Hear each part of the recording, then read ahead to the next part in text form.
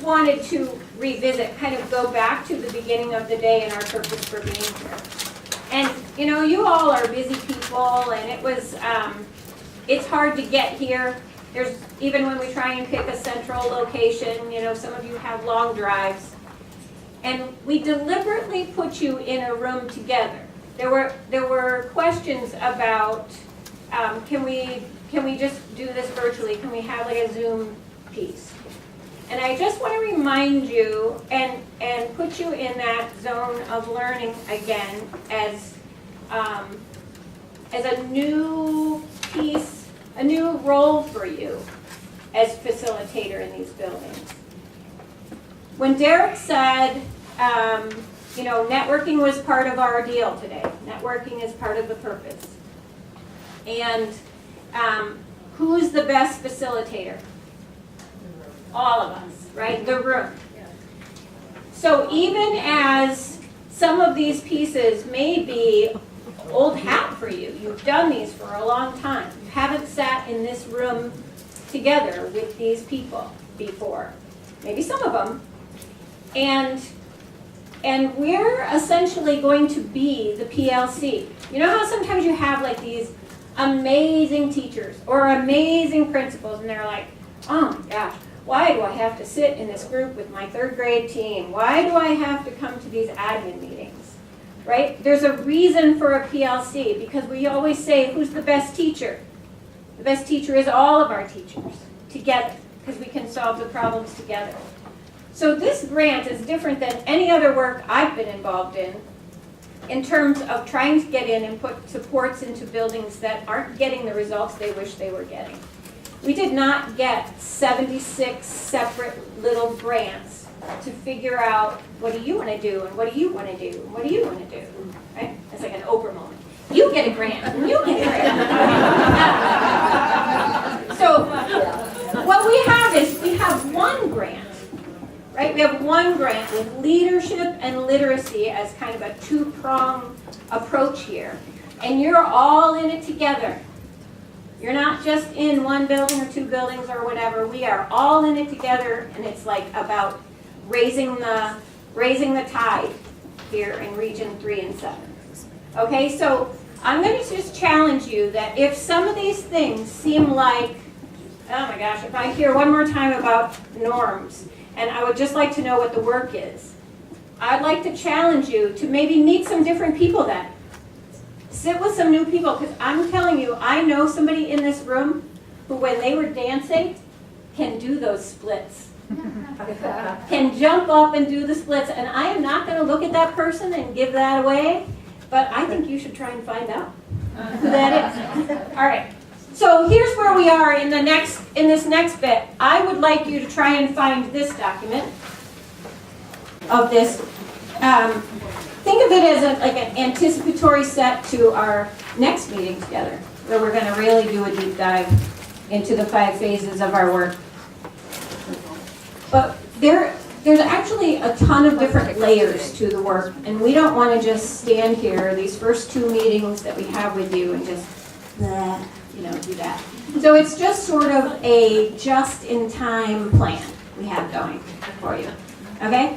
So when you understand the phases, you'll kind of see why maybe some of these chunks of learning, why you're going to still have these questions, and that's okay to have questions.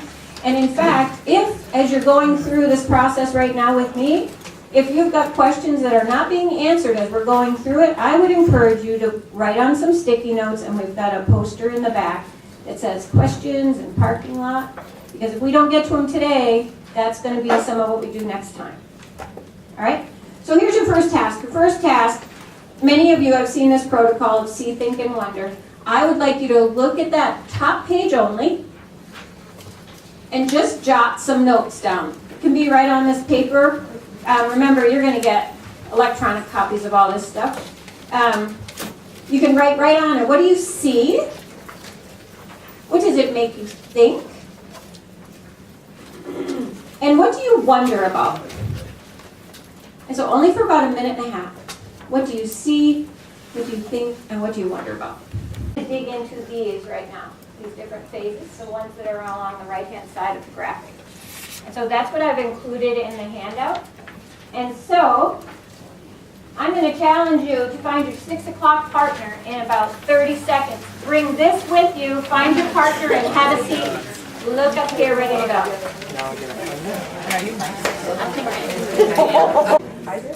We are going to spend about 5 or 6 minutes. We're going to try and do this quickly. What we're going to do is the say something protocol, so you guys can decide how far you're going to read. The object of the game is to get through the rest of the document. So you're going to read it silently and then stop and say something. And so you and your partner decide how far are we going to read before we stop and say something. Okay? So you can do something easy and say you're going to go through the first page and stop and say something, go through the second page and stop and say something. That's fine. Whatever seems like a logical break point to you. The point is, though, after you silently read the agreed upon piece, each of you has a chance to say something about what you just read. We would encourage you to try and make connections to the things that you've already heard and been doing today when you stop and say something. Okay? So does anybody want to give me the first thing you're going to do with your partner is? Read. Good job. Identify when you're going to stop. And then the second thing is? Read that part. And then the third thing is? Say something. And then what? Switch. Decide how much further you're going to read the next time. And then what? Read. Stop and say something. Okay, you get it? All right, ready to go. Revisiting what is your role?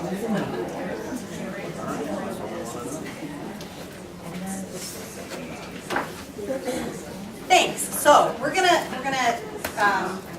revisit the activity that we did this morning, but with a new lens, a new area of focus. But before we get there, I think it's important to visit a piece of semantics that somebody pointed out to me that we all have clarified in our head, but may not be clarified in yours. So, I wonder if there's a pointer. I'm a little afraid to try. Oh, here we go. All right. So, as you all know, you are being asked to be an implementation facilitator. Right? Does everybody have that? Yeah. When the grant was written, they were called facilitation. Do I need it? Am I loud enough? Okay. Facilitation coaches. No, we need it. Oh, need it. Okay. Facilitation coaches. The coaches have the same job, right? They were described the exact same way. But we have this thing going on in our schools where we have literacy coaches, right? So we were very concerned about confusion of roles. So this morning when we read through the 2-page description of the project, you may have seen it says coaches in there. But we want to make sure that you have an understanding that we're always referring to ourselves as an implementation facilitator. And there's a big difference in that. So go ahead and read how they might be different. So, no, not reading. Literacy coaches, different than an implementation facilitator. Talk to your table, your whole table. Talk a minute about how are those different? Why would we call them different things?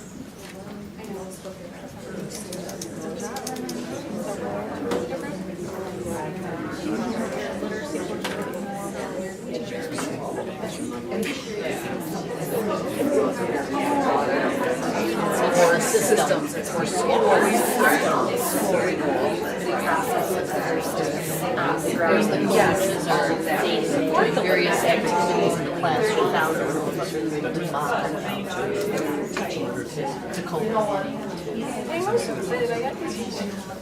All right.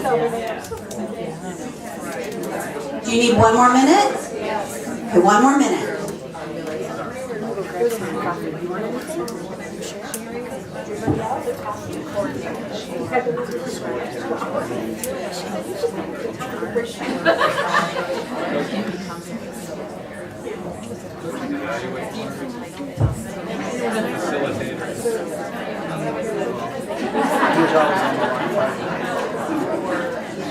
All right, if you could wrap that up. So I'm hoping and thinking there are literacy coaches at every table, and so this was not a hard activity. What I would like is for, I'm going to do an airplane stacking again, so I would like number 1 to address how these two are different. Number 2, to see if they can tell me, as a HIL facilitator, who is your main audience as opposed to a literacy coach. Number 3 would address what part do I play in the visioning, planning, and monitoring as a HIL facilitator. And then how might I interact with classroom teachers as a HIL facilitator. So who would take number 1? This is low level. This is the bravest one. This is simple. Be brave. Susie, who would like to address this one? Who is my main audience? Thank you. Bob, what part do I play in the visioning, planning, and monitoring? Oh, thank you, Jeremy. How might I interact with classroom teachers?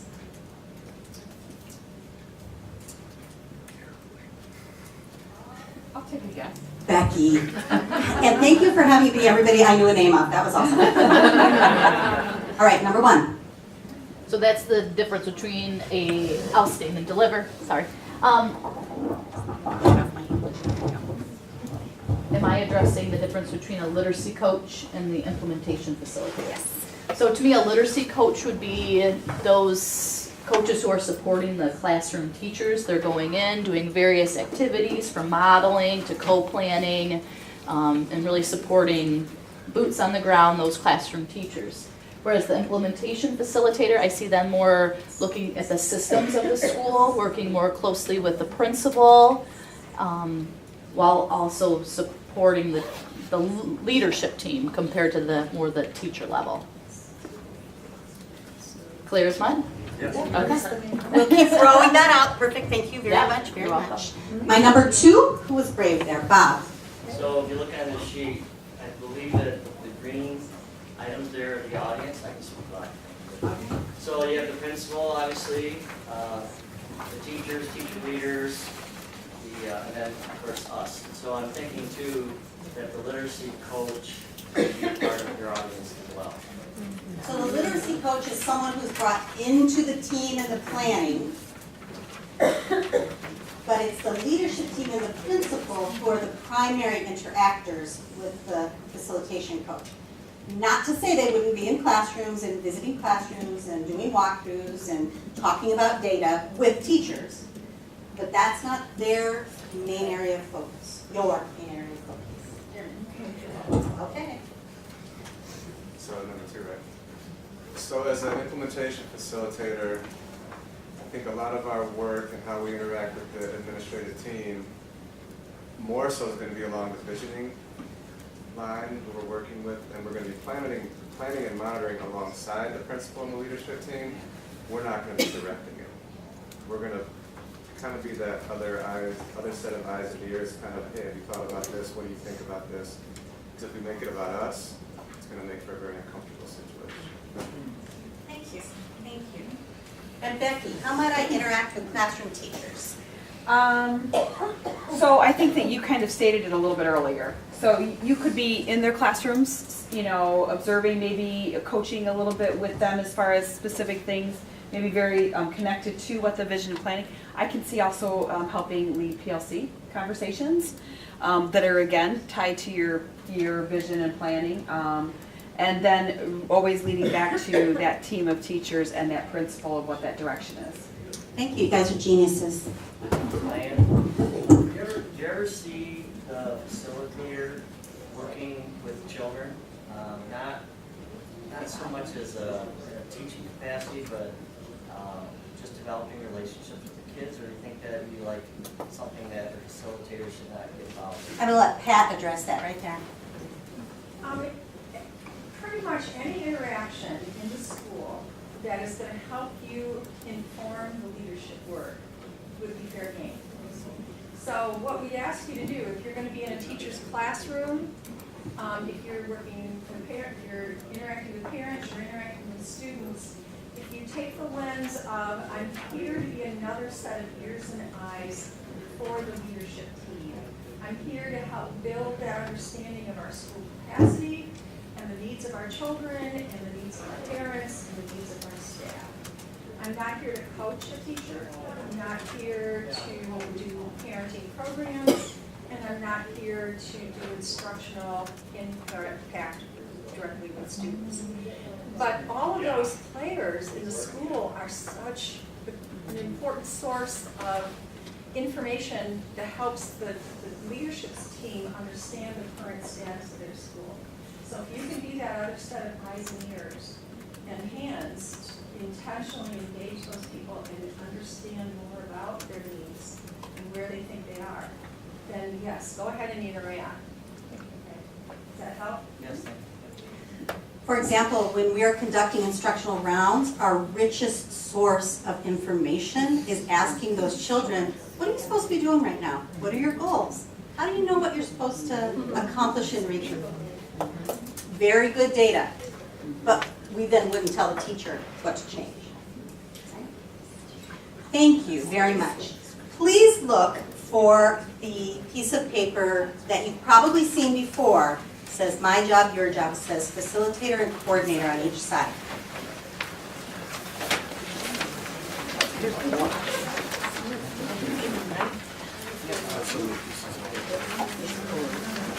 Has a blue banner at the top. There we go. Yep, folks are holding it up. Thank you. Is there anybody who does not have that? All right. Oh, here's extra. We got extra. There we go.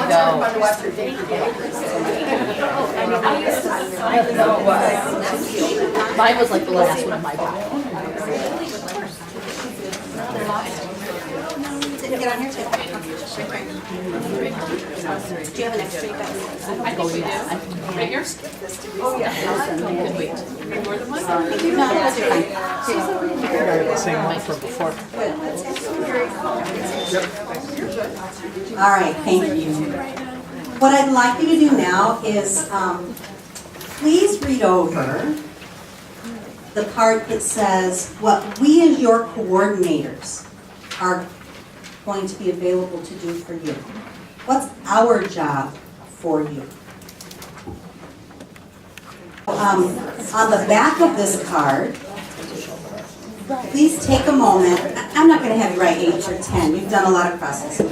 Write 5 key words that you think will be important to include in your description as you meet your principal, you meet your leadership team, you meet that superintendent. What are some key words you want to make sure are embedded in that conversation as you describe the project and you describe your role? What I would like you to do right now is turn to your partner.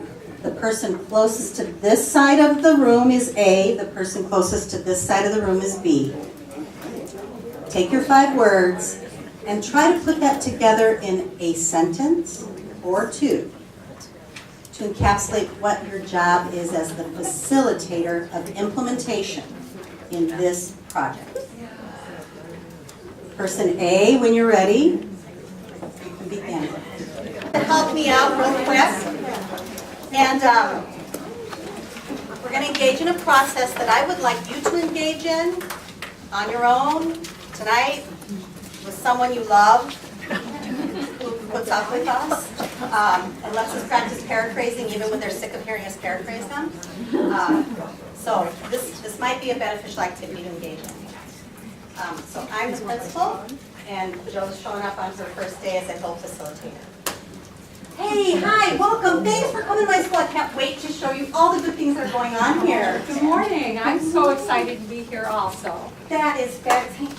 Would you mind walking down the hall with me, because I don't have a sub in that room, and so I need to just make sure we got Absolutely. Tell me about your building as we walk. Oh, well, we've got really great scores, but third grade's a little bit of a problem, but everybody's working so hard. Everybody's using the Macy units, and we're just struggling though, because that K2, they don't do everything right, and so we gotta keep up. We have to when we're here. So you have some good things going that you're excited about. But this partnership is about looking at areas that you want to focus on for improvement. And I think as we partner together, we might be able to help each other.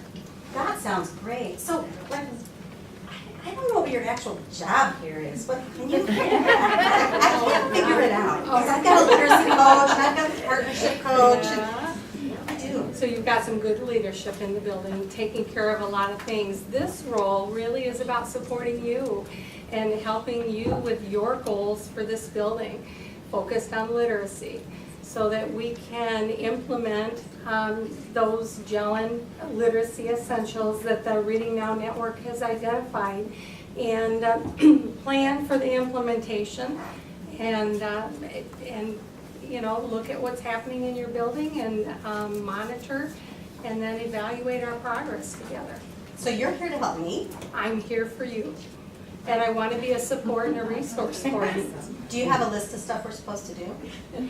Well, we want to be thinking about your goals, so you might want to think about your school improvement plan, or perhaps you've had your instructional rounds. Have you had we those did. yet? Yeah, they made some good recommendations. Yeah, well, that might be a starting spot then, to take a look at those together, and because I don't know what those are, so I'll need to hear from you. So maybe that's something we can sit down with this one. Sure. Thank you so much, Joe. Sure. I'm going to cover this classroom. If you Absolutely. go back, the secretary will show you where our data room is, okay? Oh, All okay. right. Thank you. And you can tell Joe thank you. So be prepared for the rest. All right. And now I am going to ask Dustin to come up. Right on time, dude. And Dustin is going to share with you one of the absolute concrete things we can give to you. That's what we love.